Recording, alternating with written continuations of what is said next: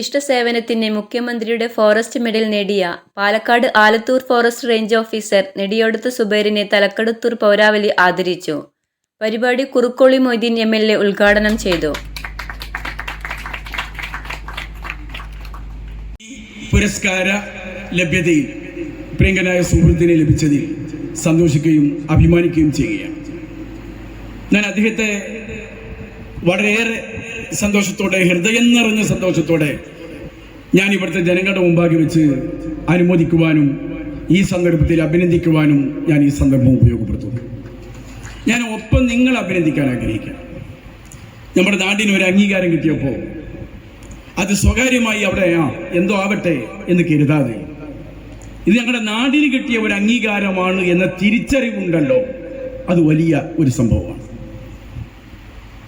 അതുകൊണ്ട് ഇത് ഞങ്ങളുടെ ഒരു കുട്ടിക്ക് കിട്ടിയ ഒരു അംഗീകാരമാണെന്ന് മുതിർന്നവർക്കും, ഞങ്ങളുടെ ഒരു ജ്യേഷ്ഠന് കിട്ടിയ സ്വീകാര്യതയാണ് എന്നൊരു തോന്നൽ ഇളം പ്രായക്കാർക്കും, ഞങ്ങളുടെ ഒരു സഹോദരന് ലഭിച്ചതാണിത് എന്ന് ഇവിടുത്തെ സഹോദരിമാർക്കും ഈ പുരസ്കാര ലഭ്യതയിലൂടെ തോന്നി എന്നുള്ളത് തന്നെയാണ് ഈ നാട് ഒരുമിച്ച് എല്ലാവരും ചേർന്ന്, രാഷ്ട്രീയ കക്ഷി വ്യത്യാസമില്ലാതെ എല്ലാവരും ചേർന്നുകൊണ്ട് നമ്മുടെ പ്രിയങ്കരനായ സുബൈറിന് ഇങ്ങനൊരു പൗരസ്വീകരണം നൽകാൻ തീരുമാനിച്ചതിൻ്റെ അർത്ഥം.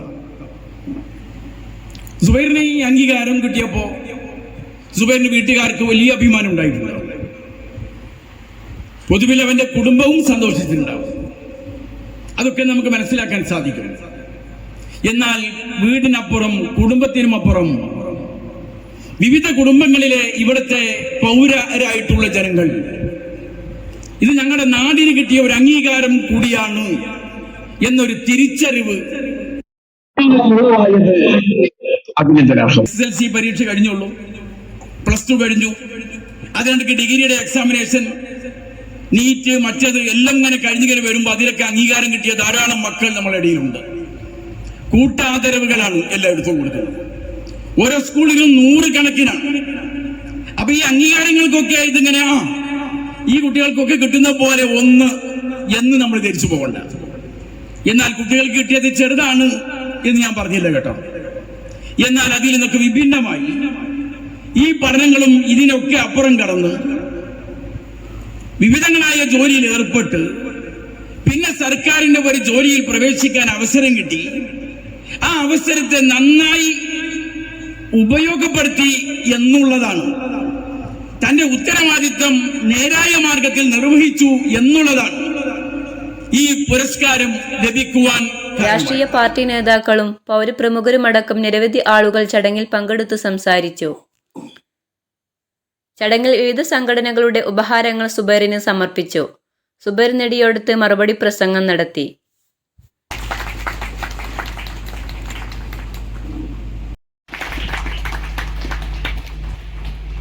തിരൂർ ആസാദ് ഗോൾഡ് കയ്യടി പോരാ, ഒന്നുകൂടി ഉഷാറായിട്ടുണ്ട്.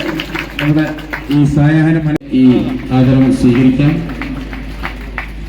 ചെറിയമണ്ഡം സർവീസ് സഹകരണ ബാങ്ക് തലക്കെടുത്തു സർവീസ് നെടിയടത്ത് കുടുംബസമിതി വളരെ സജീവമായി പ്രവർത്തിക്കുന്ന കൂട്ടായ്മയാണ്. ഇനി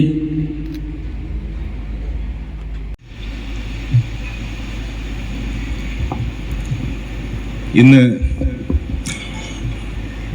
ഈ വിശിഷ്ട വ്യക്തിത്വങ്ങളുടെ മധ്യത്തിൽ, അവരുടെ സാന്നിധ്യത്തിൽ, ഇത്രയും പ്രൗഢഗംഭീരമായ ഒരു സദസ്സിൽ എൻ്റെ സുഹൃത്തുക്കളുടെയും നാട്ടുകാരുടെയും ബന്ധുമിത്രാദികളുടെയൊക്കെ സാന്നിധ്യത്തിൽ എനിക്ക് കിട്ടിയ എൻ്റെ വ്യക്തിപരമായ ഒരു നേട്ടം ഒരു നാടിൻ്റെ നേട്ടമായി അംഗീകരിച്ച് എനിക്ക് അനുമോദനവും സ്വീകരണവും